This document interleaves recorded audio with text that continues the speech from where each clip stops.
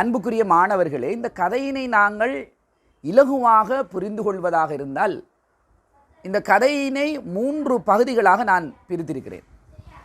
இந்த பிரிப்பு முறை என்பதும் நீங்கள் முதலிலே சந்திக்கின்ற இது தொடர்பாக இந்த தீவு மனிதன் சம்பந்தமாக கற்பிக்கின்றவர்கள் அதை சம்பந்தமாக நீங்கள் பார்க்கின்ற காணொளிகளிலே இவ்வாறான பிரிப்பு முறையை நீங்கள் கண்டிருப்பதற்கான வாய்ப்பில்லை. மிக இலகுவாக உங்களுக்கு விளங்கிக் கொள்வதற்காக நான் தருகின்ற இந்த பிரிப்பு முறையை நீங்கள் பாருங்கள்.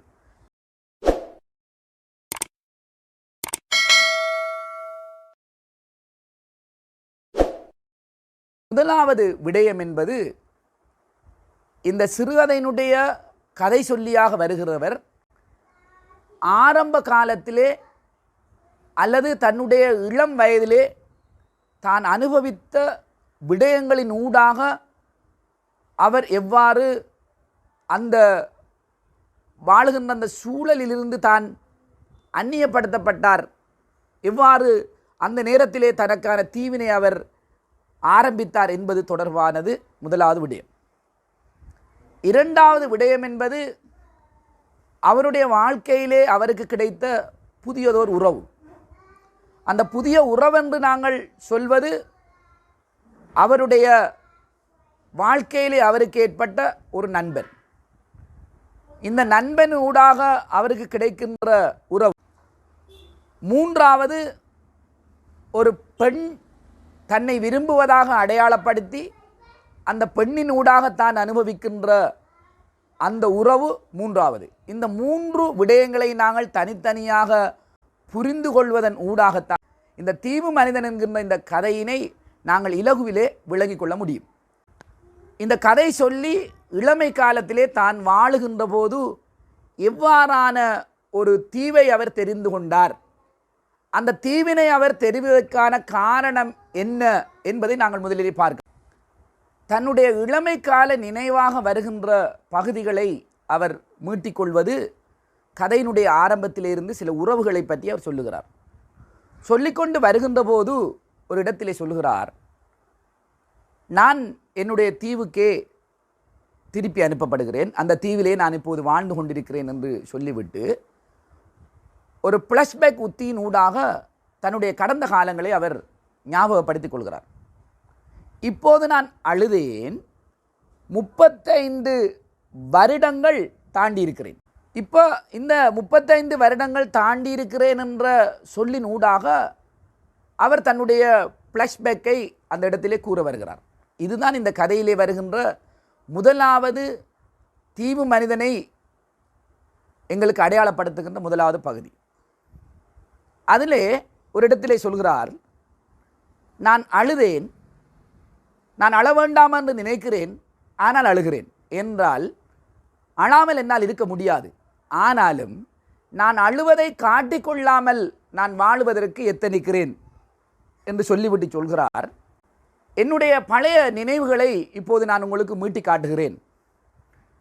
எங்கள் வீட்டு சேவலுக்கும் பேட்டுக்கும் எப்போதுமே சண்டை ஆரம்பித்தது.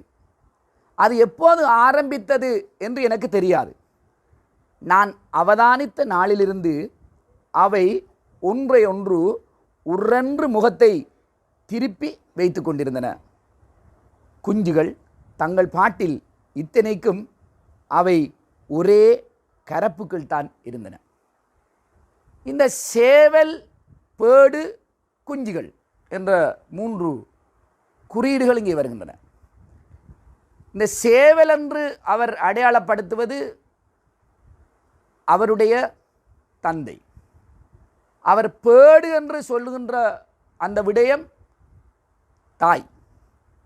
குஞ்சு என்று அவர் குறிப்பிடுவது கதை சொல்லி என்று நாங்கள் எடுத்துக்கொண்டால், இது பொதுவாக நாங்கள் கதை சொல்லியினுடைய குடும்பம் அல்லாத வேறொரு விடயத்துக்கு நாங்கள் இதனை பார்க்க முடியும். பொதுவாக ஒன்றாக நாங்கள் எடுத்துக்கொண்டாலும் இந்த ஆரம்ப காலத்தில் இருந்தே தான் இவைகளை அனுபவித்து வந்திருக்கிறேன்.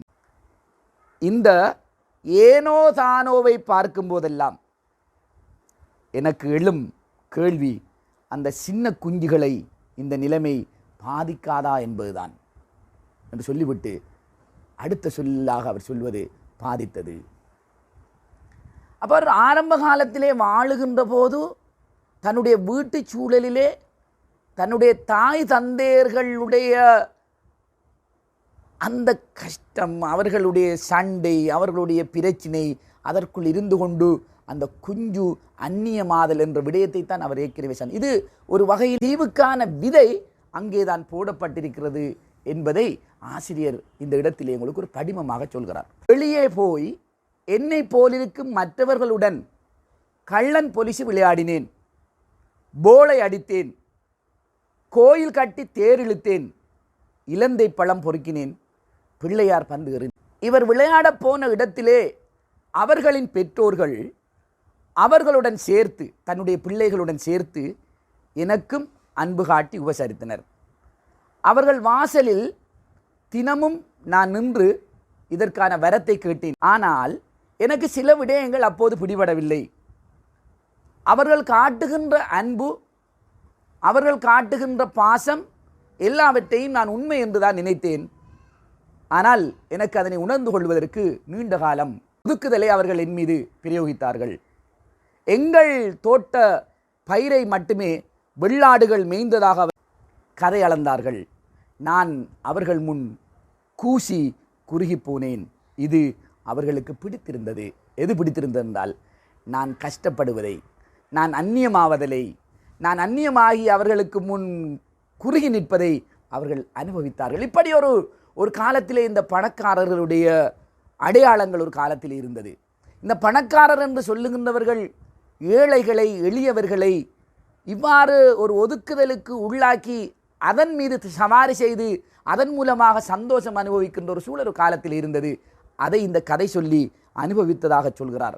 சொல்லிவிட்டு என்னை பிளந்து கதை பிடுங்கி தங்களுக்கு தீனி போடுவதற்காக என்னை அணைத்து தங்கள் கூட்டுக்குள் எடுத்து வைத்து கொண்டு அந்த சமூக பிராணிகள் ஓங்கி ஊளையிட்டன. நான் சிதைந்து போனேன், அழுகை வந்தது. ஆனாலும் இந்த பிராணிகளுக்கு முன் அழக்கூடாது என்று நான் அங்கே திட சங்கற்பம் பூண்டு கொண்டேன். ஆனால் எனக்கு வேறு வழி இல்லாமல் பழைய சாமான்கள் போட்டு வைத்திருந்த சின்ன அறைக்குள் எனது கட்டிலை போட்டுக்கொண்டேன். அவருடைய ஆரம்ப காலத்தில் இருந்த அந்த வீட்டை சொல்கிறார். கதவை சாத்தினேன். 2 ஜன்னல்களில் ஒன்றை பூட்டி ஒன்றை திறந்து வைத்தேன். எனது தீவு தயார். அப்போ இந்த கதை சொல்லினுடைய ஆரம்பகால அந்த பின்னோக்கு உத்தியினூடாக சொல்லப்படுகின்ற இந்த விடயத்தை பார்க்கின்ற போது அவர் அங்கு ஒரு விதமான வன்மத்தினால் கஷ்டப்பட்டிருக்கிறார். மேல்குடியினர் அவரை ஒடுக்கி அதன் மூலமாக அவர்கள் சந்தோஷித்திருக்கிறார்கள். அதனால் அவர் அப்போதும் ஒரு தீவை அவர் சிருஷ்டித்திருக்கிறார். இது இந்த கதையிலே வருகின்ற முதலாவது பகுதி. அவர் புலம்பெயர்ந்து வருகின்ற போது மீண்டும் ஒரு புதிய தீவினை அவர் சிருஷ்டிக்க ஆரம்பிக்கிறார். கடல்கள் பல கடந்து நான் நாடு கடத்தப்படுவேன் என கொஞ்சமும் நினைத்து பார்க்கவில்லை. புதிய இடம், புதிய மனிதர்கள், புதிய சமூகம், புதிய விலங்குகள் என்று அவர் தன்னுடைய முதலாவது கட்டத்திலிருந்து 2வது கட்டத்துக்கான ஒரு இடம்பெயர்வினை அவர் ஆரம்பிக்கிறார். சுதந்திரமாகத்தான் வாழ வேண்டும் என்று அவர் எத்தனிக்கிறார். அவ்வாறான எத்தனிப்பிலே அவருக்கு கிடைத்த ஒரு விடயம்தான் இந்த பகுதியில் நாங்கள் பார்க்க போவது ஒரு புதிய ஆரம்பம் என்று ஆசிரியர் இங்கே அடையாளப்படுத்துகிறார். என்ன அந்த புதிய ஆரம்பம் என்று நாம் பார்க்கின்ற போது, அவர் ஒரு எழுத்தாளர், எழுத்துக்களை மாத்திரமே அதிகமாக நேசிப்பவர். அவ்வாறான எழுத்தாளராக இருந்த இந்த கதை சொல்லிக்கு அவரை போன்று ஒரு கவிஞனுடைய தொடர் வருகிறது. அவனை நான் சந்தித்தது தற்செயல்தான். அப்போது அவன் கவிதைகளை மனதில் வைத்திருந்தான். எனக்கு சொல்லி காட்டினான். எனக்கு உடனேயே கவிதைகளுடன் அவனையும் பிடித்து போயிற்று. அவ்வளவு சீக்கிரத்தில் அவனுக்கும் எனக்கும் நெருக்கம் வந்தது அதிசயம்தான். எனது ஏக்கமும் காயங்களும் அவனது பண்பும் இதற்கு காரணமாக இருந்திருக்கலாம். நாங்கள் ஒன்று சேர்ந்தோம்.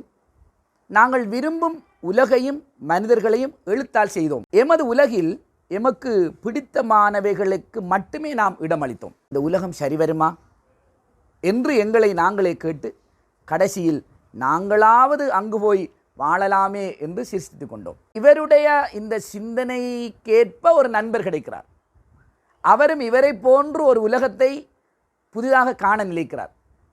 ஆகவே இரண்டாவதாக இவருக்கு கிடைக்கின்ற இந்த பகுதியிலே வருகின்ற இந்த உறவு இவருக்கு சந்தோஷத்தை அளிக்கிறது. அப்போது அவர் சொல்கிறார், நான் மகிழ்ச்சியாக இருந்தேன், எனக்கென்றொரு தனித்தீவு தேவையில்லை முடிவு செய்கிறார். வெளியே மனிதர்கள் இருக்கிறார்கள், அவர்களுடன் நான் சேர்ந்து கொள்வேன், அவர்கள் என்னை சேர்த்து கொள்வார்கள், எனது காயங்கள் மாறாவிட்டாலும் மறந்து போயின என்று சொல்லிவிட்டு இப்போது இந்த உறவினூடாக அவர்கள் 2 பேரும் ஒன்றாக இருக்கிறார்கள், எழுதுகிறார்கள், அவர்களுக்கான உலகங்களை எல்லாம் அவர்கள் கண்டுகொண்டு அவர்கள் வாழ திணிக்கிறார்கள். அவ்வாறு வாழ்ந்து கொண்டிருக்கின்ற போதுதான் அந்த நண்பன் ஒரு விடயத்தை இவருக்கு அவன் தனக்கென ஒரு துணைவியை தேடிக்கொண்டான். எனது உலகம் இன்னும் விரிந்தது, ஆதரவின் இன்னும் ஒரு பரிமாணம் கிடைத்தது, நான் மறுபடி ஒரு முறை குழந்தையானேன், எனக்கு ஆனந்தம். இப்போ தன்னுடைய நண்பரின் ஊடாக கிடைக்கிற இன்னும் ஒரு உறவு, நண்பன் ஊடாக கிடைக்கிற ஒரு விடயம் என்னவென்றால், அந்த நண்பன் திருமணம் செய்து கொள்கிறான். அந்த திருமணத்தின் ஊடாக அவனுக்கு ஏற்பட்ட மனைவியினுடைய உறவு, பிறகு அவர்கள் குழந்தை பிறக்கிறது. இப்போது தனியாக இருக்கிற எங்களுடைய கதை சொல்லிக்கு இந்த நண்பனின் உறவோடு சேர்ந்து 2 உறவுகள் மேலதிகமாக கிடைக்கின்றன. அதிலே அந்த குழந்தை பிறந்தபோது அவருக்கு இன்னும் சந்தோஷம் வருகிறது. நான் மீண்டும் குழந்தையானேன் என்று ஏன் சொல்கிறார் என்றால், சிறிய பருவத்திலே அவர் குழந்தையாக இருந்தபோது அவரால் நிறைய விடயங்களை அனுபவிக்க அவருக்கு முடியாமல் போனது.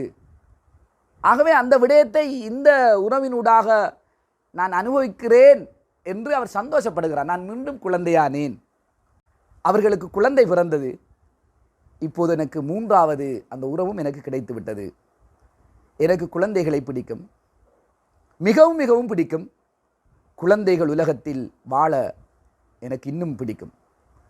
குழந்தை எனது முதுகில் ஏற்றி யானையாகினேன், அதுக்கு சிரிப்பு காட்டி குரங்காகினேன், அடி வாங்கினேன், மூத்திரத்தால் நனைந்தேன், அது ஓடி வந்து என்னில் தாவி ஏறும்போது எனக்கு எல்லாமே மறந்து போனது.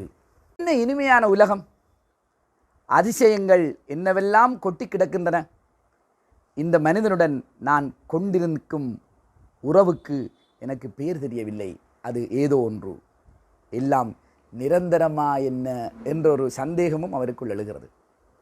நாங்கள் 2 பேரும் வாழ்கிறோம், சந்தோஷமாக இருக்கிறோம்.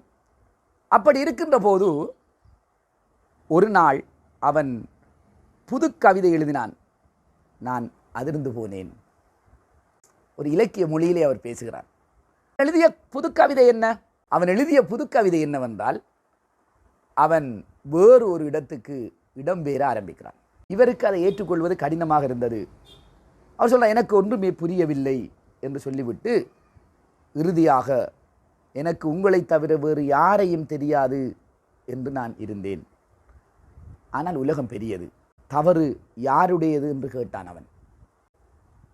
இப்போது அவனுடைய அந்த கேள்வியின் பின்னால் அவர் மீண்டும் தன்னுடைய பழைய அந்த தீவுக்கு அவர் அனுப்பப்படுகிறார். குழந்தையும் போய்விட்டது, எனக்கு எல்லாமாக இருந்தது அதுவும் போய்விட்டது. இப்போது யானையும் குரங்குகளும் தான் மிஞ்சி போயிருக்கின்றன. அதாவது இவருக்கு மேலிருந்து அந்த பிள்ளை யானையான, இவருக்கு மேலிருந்து குரங்கான, ஆகவே அது மட்டுமே மிஞ்சி இருக்கிறது. நான் அவர்களை விளங்கிக் கொள்ள முயற்சித்தேன். அவர்கள் வாழ்தலை அவர்களே தீர்மானிக்கலாம், அவர்கள் குழந்தையை அவர்கள்தான் வைத்திருக்கலாம். அவர்கள் போய்விட்டார்கள். வானத்தில் பறந்த கையோடு நான் துண்டு துண்டாக சிதறிய நிலையில் எனது தீவுக்கு நான் திரும்பி வந்தேன்.